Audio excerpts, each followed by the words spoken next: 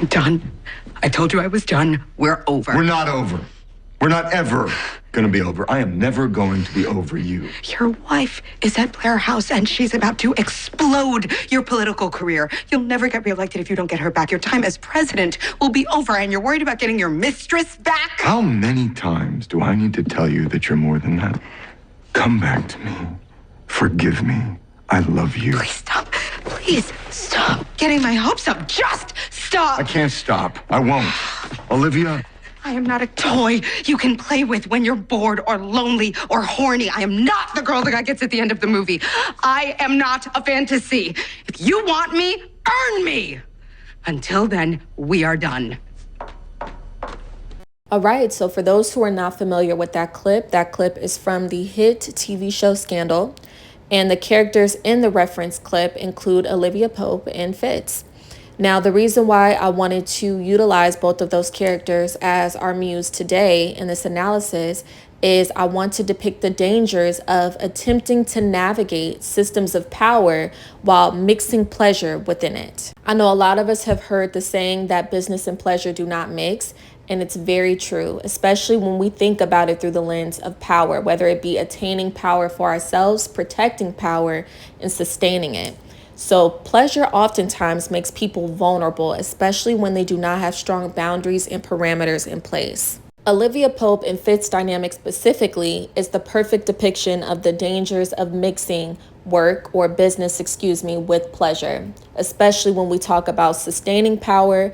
As Olivia was warning him, yes, our affair, it's cute or whatever, it's a moment for us to have like heated passion and pleasure, but realistically, if it hinders your relationship with your wife and the image to the general public, the entire castle crumbles. For the public can only put their trust in a figure or in a leader who depicts that they are trustworthy. So if they can't even exemplify some kind of trustworthiness in their romantic relationship or to their immediate family, how can one conclude they're stable enough and dependable enough to lead a group? Additionally, the desperation in Olivia's voice was also rooted in the fact, well, if you lose your wife and you lose your credibility to the public, I may also be out of a job. So this is a lose-lose situation. So what this relationship depicted, aside from the heated passion and the entertainment, was honestly the dangers of allowing that passion to jeopardize our position of power. So we're going to utilize Olivia and Fitz relationship on the show Scandal as our muse today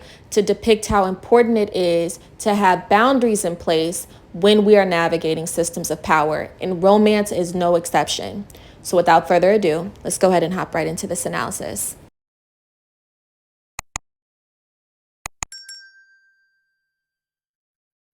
So to start, some may be asking, well, why can't I indulge in a little bit of passion or some fun while pursuing my professional goals? Great point. You can do whatever you want to do. And to be fair, if you're working at, a local retail store and you start dating one of your coworkers or your colleagues, it doesn't hold the same weight as you attaining a prominent position and attempting to mingle and have fun within those circles outside of professional parameters. Because the higher the stake, the higher the risk. And as described earlier in this analysis, specifically with Fitz and Olivia, Olivia was the person who had to bring Fitz back down to reality. If we proceed forward with making this affair public and you leaving your wife and your ready-made family, it's going to cause a domino effect. The general public is essentially going to place not only a scarlet letter on my chest, but on your chest. The position that you occupy requires you to be dependable and to be perceived a certain way by the public. And you being somebody who's partaking in romantic affairs and, escapades with someone who works for you, it's going to weaken your credibility. So clearly, Olivia's character was notably intelligent. She was efficient at the work that she did. Actually, intelligent doesn't even do her character justice. She was quick-witted, she was brilliant, and she was a pillar as far as upholding that specific structure. Even in that moment where she had to put her emotions and, her adoration for Fitz aside to implement some problem-solving strategies and really some damage control tactics. And even though she was able to do that in the aftermath of things hitting the fan, it doesn't negate the fact that she did partake in that moment of weakness, and it led to this unfortunate circumstance. Now, of course, everyone is human, but when you are navigating these prominent spaces specifically, and I have another video that I posted on my channel a couple days ago titled The Dangers of Social Climbing that pretty much depicted how important it is for you to navigate these exceptional networks with a level of tact and also a level of preparation. So with that, considering the position that Olivia held as well as Fitz held, there are certain lines that you just do not cross because the consequences are simply too costly. And to further explain the consequences of mixing pleasure within systems of power, I'm going to read from a couple of sections in this book.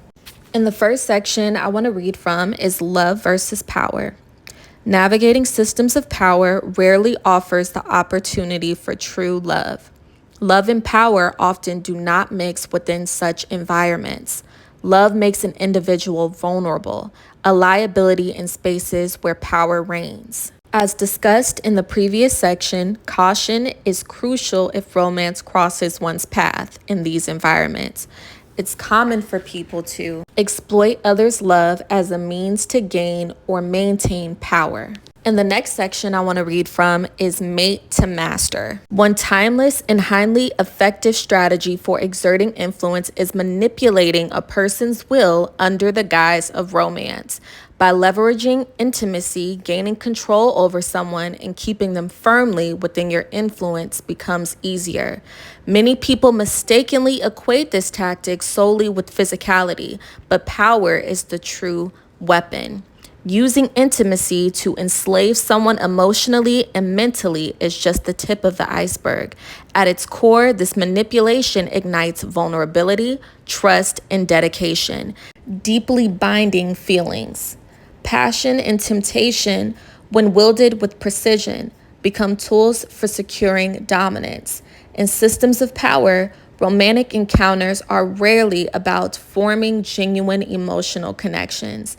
Instead, they serve transactional purposes, gaining access to labor, resources, or status. So those two sections of the book not only describe how attempting to mix business with pleasure makes you vulnerable and leads to undesirable circumstances, but additionally, it puts up a red flag. Sometimes people are guising their intentions to use you as a romantic interest in you. And the interesting thing about the clip that was utilized at the beginning of the analysis, where Olivia shared that I'm not just something that you can use as a play toy. I'm not just someone that you call up when it's convenient, when you need me to clean up a mess or when you need to let your passion off.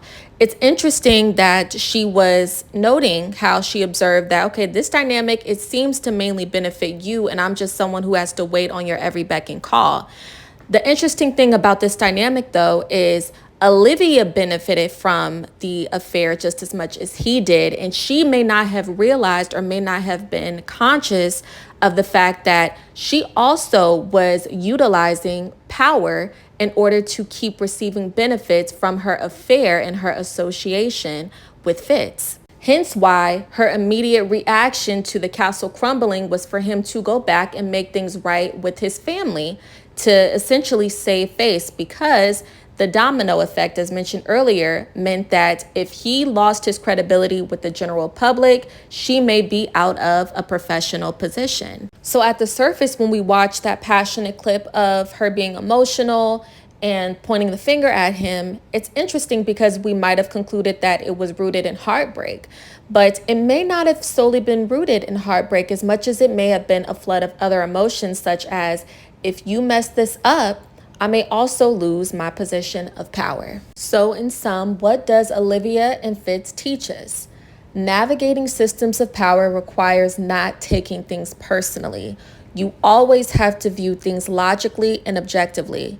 And unfortunately, passion and romance is no exception to this rule. So, in the context of attaining or sustaining prominence, one of the first things you're going to have to get a grip on is your appetite for passion. All right, babes, that's all that I have for this analysis on the characters Olivia Pope and Fitz from the hit show Scandal.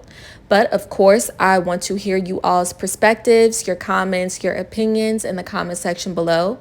I want to thank you all so much for tuning in, and I look forward to speaking to you guys in the next one. Take care, babes.